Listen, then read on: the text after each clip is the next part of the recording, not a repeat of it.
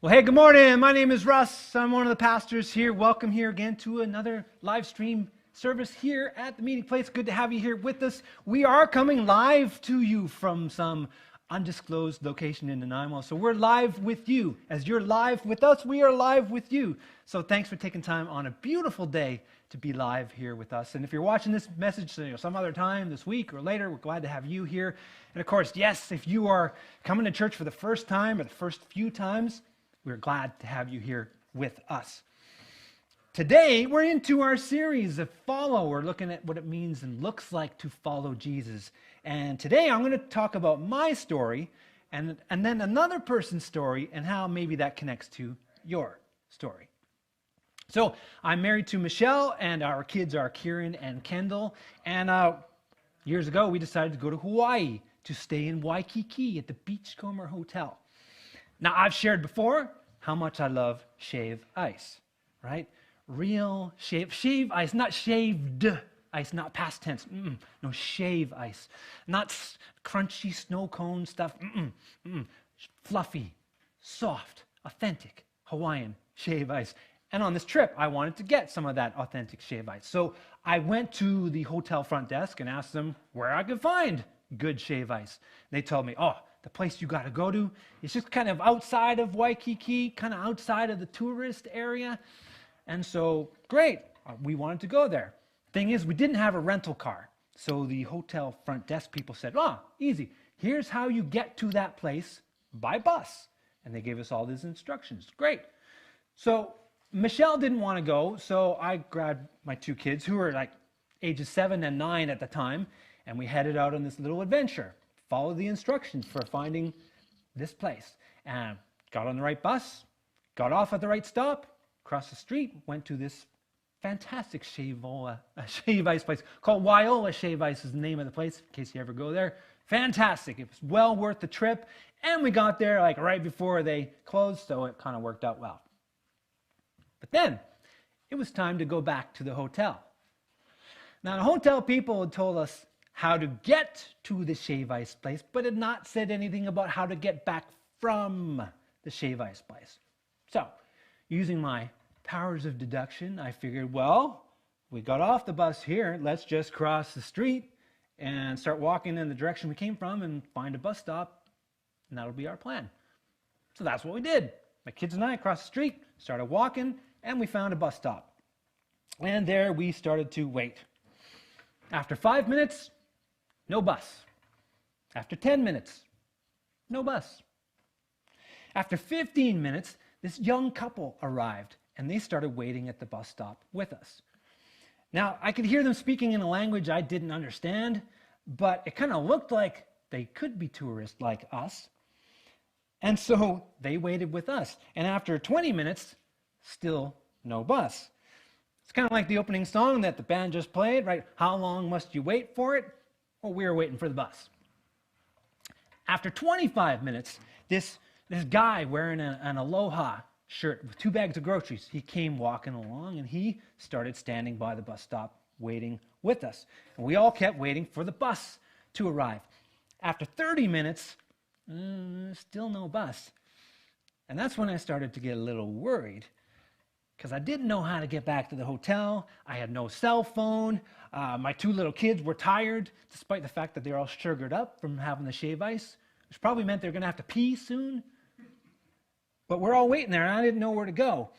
It's too far for them to walk. I couldn't carry them, and I didn't know which way to go. Anyway, so I was starting to feel a little lost. Okay, maybe a lot lost, right? That's when I noticed this old lady who was walking towards our bus stop. She didn't look at us. She just kept right on walking. But when she got a few feet away, she turned.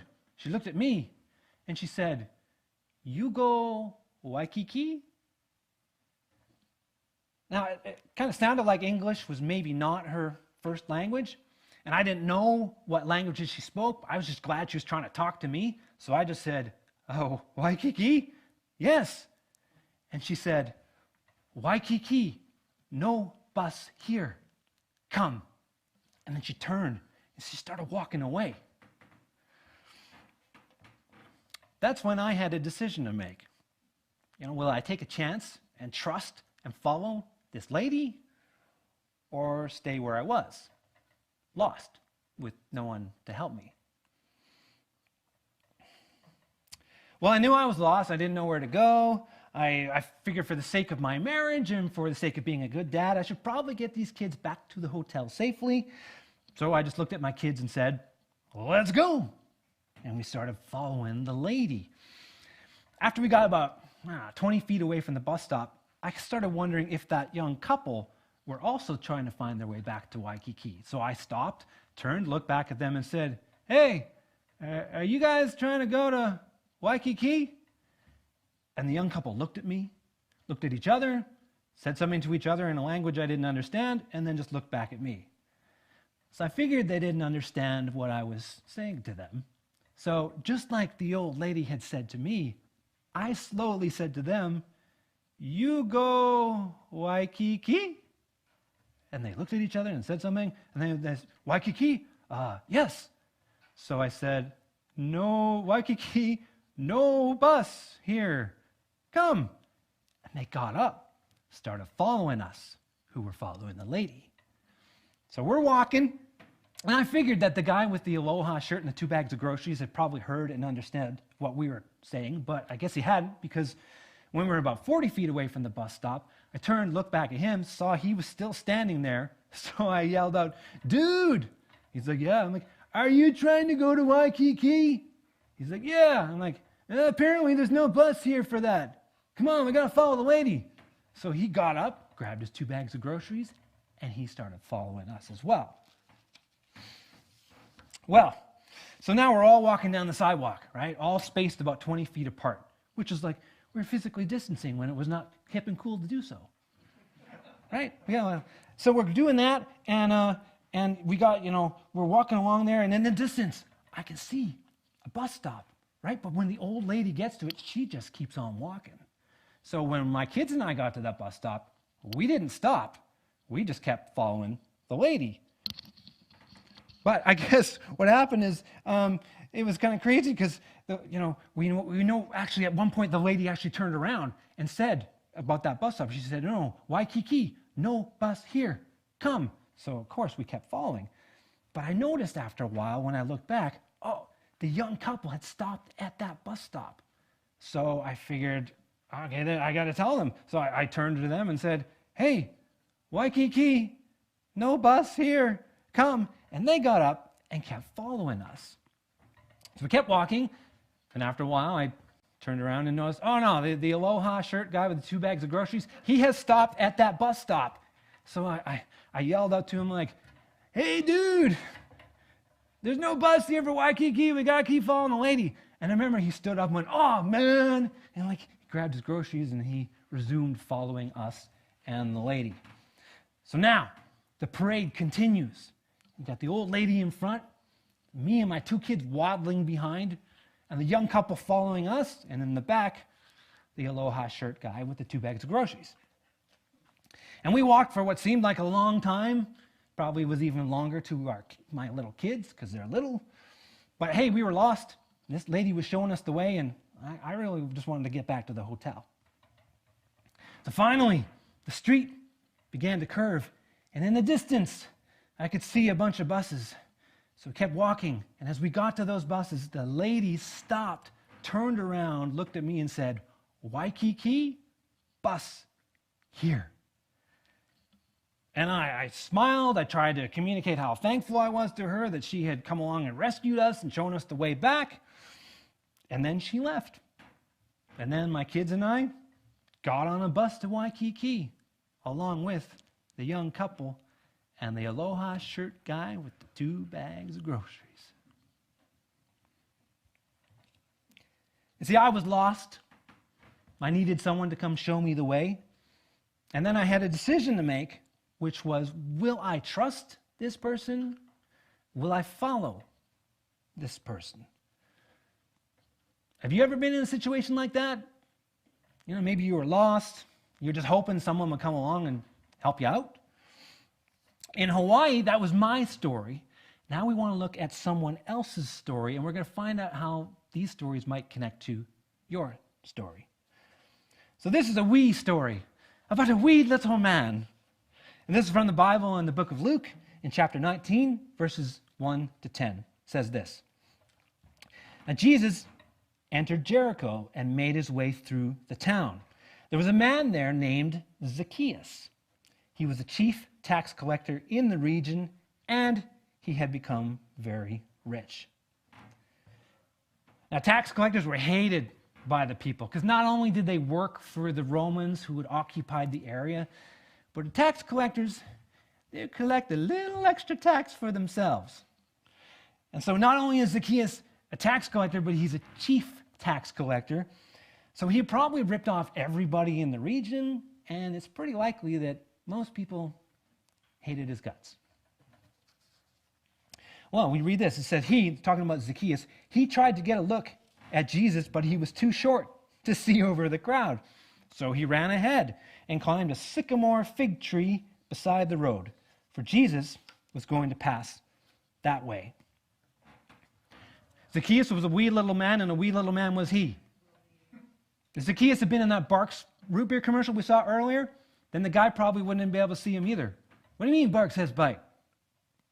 My friend Rick and I, who used to play in a band together, we were one time backstage at some concert, hanging out, and then we heard this voice that said, "Hey guys," and we looked around. We didn't see anybody. And then that same voice said, "I'm down here." "Oh, hey man." Turns out it was a friend of ours who's just super short. So Zacchaeus, he was also short. So short, he couldn't see over the crowd to catch a glimpse of Jesus. So he climbs a tree in order to catch a glimpse of Jesus. And the tree that he climbed was a sycamore fig tree. Funny thing, there probably weren't too many sycamore fig trees in the city of Jericho where this story takes place. Like some of you might know that Nanaimo's nickname is the Harbor City. Well, the city of Jericho, its nickname was City of Palm Trees, because there were a lot of palm trees in Jericho. Well, it's a good thing Zacchaeus didn't find himself beside a palm tree, because palm trees are hard to climb. But a sycamore fig tree, on the other hand, a little bit easier for someone short to climb. It says when Jesus came by, he looked up at Zacchaeus and called him by name. "Zacchaeus," he said. So when Jesus called Zacchaeus by name, that might have been one of those moments when all eyes were suddenly on Zacchaeus. I don't know if you've ever had one of those moments, like maybe a teacher or a coach shouts out your name and all of a sudden everyone is looking at you. That's what's going on here with Zacchaeus. So you kind of know what he was feeling, like all eyes are on him. "Zacchaeus," Jesus said, "quick, come down. I must be a guest in your home today." Now, we reread that, we don't think too much of it, but it was a big deal in those days to get invited to someone's house, because if you were brought to someone's house, that meant you were accepted by that person. And Jesus is not going to some popular person's house. He's not going to the pastor's house or the mayor's house. No, he's going to the house of the least popular person in town. And by inviting himself to Zacchaeus' house, Jesus was showing his acceptance of someone who was viewed as a sinner or treated like an outcast. It says that Zacchaeus quickly climbed down. So Zacchaeus quickly climbs down. Why? Why would that happen? Is it because he's embarrassed? Is it because Zacchaeus didn't want people to know that he was interested in following Jesus? Maybe because Zacchaeus knew how much people hated him. And now that Jesus has turned everyone's attention to Zacchaeus, he's like, I just want to get down from this tree where everyone can see me. Is that why he climbed down so fast? Could have been one of those reasons. But the text says right here, Zacchaeus quickly climbed down and took Jesus to his house in great excitement and joy. So embarrassment? Maybe. But it seems as though Zacchaeus was stoked that Jesus wanted to come to his house. And Zacchaeus might have been thinking, I can't believe that Jesus wants to come to my house. wants to hang out with me. And then he climbed down that tree. And then it says, but the people were displeased. He, as in Jesus, he has gone to be the guest of a notorious sinner, they grumbled. Now the band REM had a song called Shiny Happy People. These are not shiny, happy people. And they can't believe that Jesus would go to Zacchaeus' house, one of the most reviled people in town, that Jesus would accept a guy like this. Just scandalous, inconceivable. Now, I imagine that there's a gap or some passage in time between verses 7 to 8. I imagine that Zacchaeus comes down from the tree, meets up with Jesus. They go to Zacchaeus' house, and they get a meal going. And then I picture Zacchaeus just watching Jesus, like he's observing how Jesus interacts with all the people that are at Zacchaeus' house, which the people there were probably other tax collectors or other notorious sinners, because these are the only people that would want to hang out with Zacchaeus. Maybe Zacchaeus was still in shock. He's saying, I can't believe that Jesus chose me out of all the people in the city to hang out with. I can't believe he accepts me after all the horrible things I've done. How I've used people to get ahead. I have ripped people off. He's like, this house and all the things in it are because I stepped on people to get here. And maybe it was during that moment that Zacchaeus realized, I am so lost. And then he's thinking, oh, great, well, what do I do about that? Like, how am I supposed to find my way? Now, the Bible doesn't say, but here's what I imagine. Zacchaeus is thinking all these things, and then he looks over at Jesus. And then Jesus just gives him a little nod, as if to say, yep, you are lost. And then, through all the noise of dishes and laughter and all the people hanging out at Zacchaeus' house, these tax collectors and other people, and Zacchaeus wouldn't be able to hear anything Jesus said anyway because of the noise of the party. But Zacchaeus sees Jesus mouth the words, follow me. And then Zacchaeus has a decision to make. Will I trust Jesus? Will I follow him?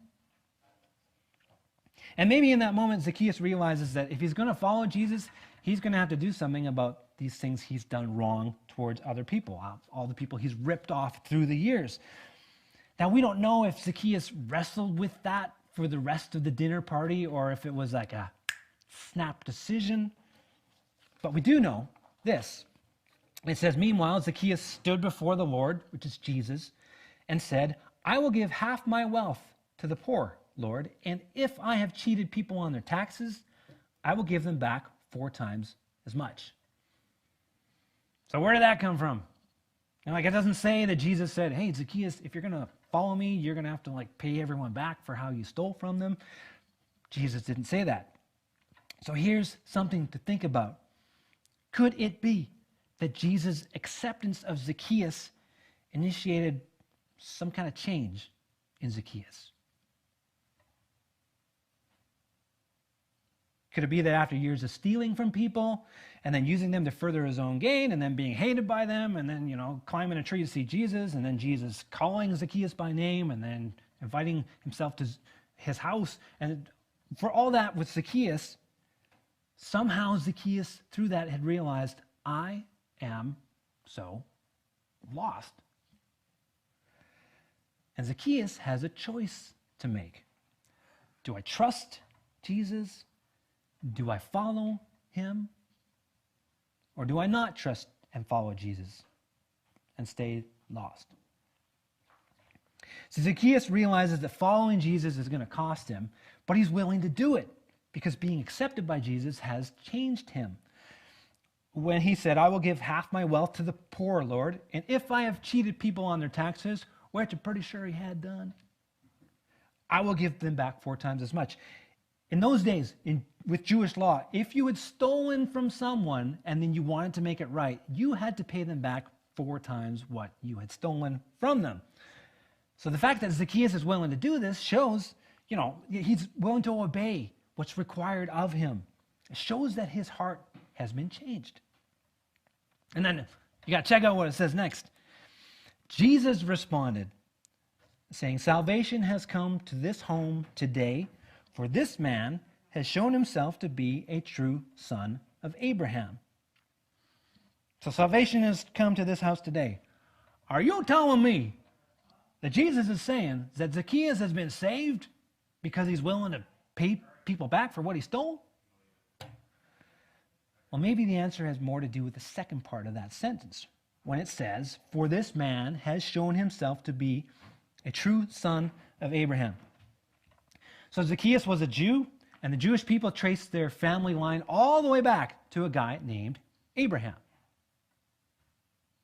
Not that Abraham. Not that Abraham either. That'll do. We have no idea what he looked like. But God had called this guy named Abraham to follow him, and Abraham stepped out in faith and did it, even though he didn't know where God was taking him. And that act of faith, of Abraham following God, was what made Abraham right with God. And I think that's what's going on here with Zacchaeus. Jesus is saying, yes, Zacchaeus is a flesh and blood relative of Abraham, but we know that he's really a true relative of Abraham because Zacchaeus has stepped out in faith with me just like Abraham stepped out in faith with God. And then to cap it off, Jesus finishes with this: "For the Son of Man came to seek and save those who are lost." So Son of Man is a title for Jesus, so he's talking about himself here. And it's as if Jesus is saying, Zacchaeus, he's just like Abraham. And I'll save him from being lost because I came to seek and save anybody who is lost. So, are you lost? So when you realize you're lost and someone comes along to show you the way, then you have a choice to make. Do you trust that person? Do you follow that person? And if you're a Christian, or maybe a better word is a disciple of Jesus, then at some point in your life you realized you were lost and you decided to trust your life to Jesus, and then you started following him. And Jesus has saved you and brought you into his family. But as disciples of Jesus or followers of Jesus, we continue to trust and follow Jesus. It's not a one and done thing. It's an ongoing thing. So the question today for the Jesus followers is, are you lost right now? Like, is there something going on in your life that requires you to trust Jesus and then follow him and believe that he has your best interests in mind? And it comes down to, will you trust Jesus? Will you follow him? So maybe the question you can ask yourself this week, you would actually ask Jesus this question is, am I lost right now?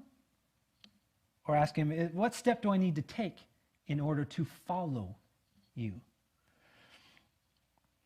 Maybe you're not a Jesus follower, you're just checking things out, and we are glad you're here. We hope you'll keep investigating who Jesus is. Maybe you're not a Jesus follower, but you're searching, and you feel like you're at the point where you need to make some decision about whether you're going to follow and trust him or not. So the question you might be asking yourself is, will I trust Jesus? Will I follow him? In Hawaii, I realized I was lost. And then when that lady came along and said, you go Waikiki, no bus here, come. That's when I had a choice to make. Will I trust her? And will I follow her? And I think Zacchaeus figured out that he was lost. And then Jesus came along and accepted him. And Zacchaeus had a choice to make. Will I trust Jesus? And then will I follow him? And then there's us. Like, it is no fun being lost. And when someone comes along to show us the way, we have a decision to make. Will we trust them enough to take a step and begin following them? Or will we stay where we are? See, it wasn't enough for me to just trust that lady. I had to take that first step away from the bus stop and follow her, and then take another step, and then another. And it wasn't enough for Zacchaeus just to trust Jesus. Somehow he knew the steps he needed to take, and he took them. But then he took another, and then another. And it's the same for you and me. So this week, I hope that we're willing to take that next step, whatever it may be, to trust, but then follow Jesus. Will you pray with me? Heavenly Father, thank you, first off, that you love us. Jesus, you said you came to look for and find anybody who is lost. And it's easy for us to get lost in life. So I pray that for people who know you and are trying to put their trust in you, that you'd help them, help us this week to trust you more, but to also be willing to follow you. And as we ask you that question, is there some way that I'm lost this week? Would you please show us what those things are, and then help us to have the courage and rely on you to step out and follow you. And we would pray as well for people who are searching and they're looking at who you are and investigating who you are. You'll help them just even take another step closer to you in following you. So thank you, Jesus. Thank you that in all of this, you love us no matter what. So thank you. We pray in your name.